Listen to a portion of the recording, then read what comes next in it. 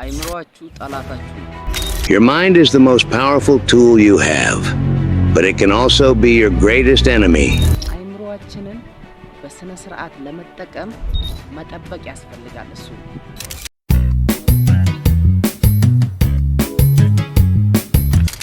ሰላም፣ እንዴት ናችሁ?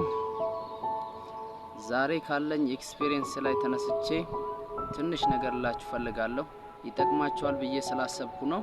አይምሮአችሁ ጠላታችሁ ነው። ከጠላትም መጥፎ ጠላት ነው ማለት ነው፣ ሰውን የሚያጠፋ ግን ያንን ጠላትነትም በእኛ ላይ እንዲያዳብር የምናደርገው ራሳችን ነን። ራሳችን በስነ ስርዓቱ ገርተን ከያዝነው አያጠፋንም ማለት ነው። እና እንዴት ጠላት ይሆናል የሚለውን ነገር ካየን የሚጠቅመኝን መጽሐፍ ማንበብ ከፈለጉ ይጠላል ማለት ነው። ተው ይልሃል። አሁን ደክሞ አልተኛ፣ በቃ ተው፣ ይሄንን ተው ይልሃል። የሆነ የማይረባ ነገር ግን ስቂ ነገር የማይረባ ምንም ጥቅም ለህይወት አንድ ጥቅም የማይሰጥ ነገር ላይ ስታሳየው ወደዛ ይስባል፣ ወደዛ መሄድ ይፈልጋል። ደግሞ አይተከተውክ ራሱ ክፈት እያለ ያንኑ እያለክ አንተ እዛ ላይ እንድትቆይ ያደርጋል ማለት ነው።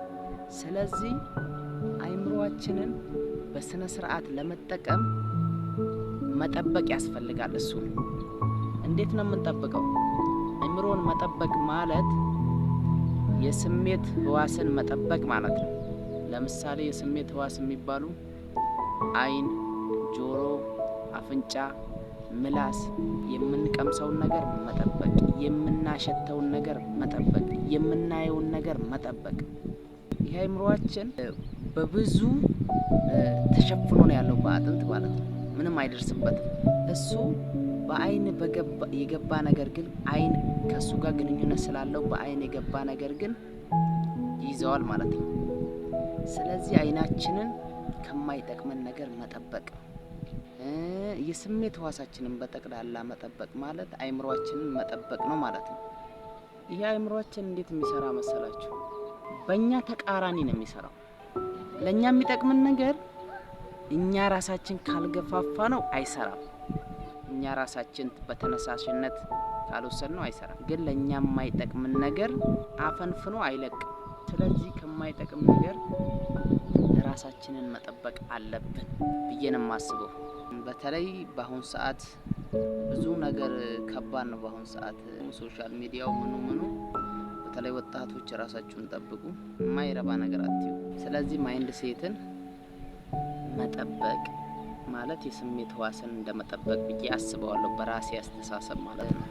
አይምሮ በስነ ስርዓት ተጠቀምክበት ያሳድግሃል ይላል፣ ግን በስነ ስርዓት ካልተጠቀምክበት ያጠፋሃል ነው የሚለው።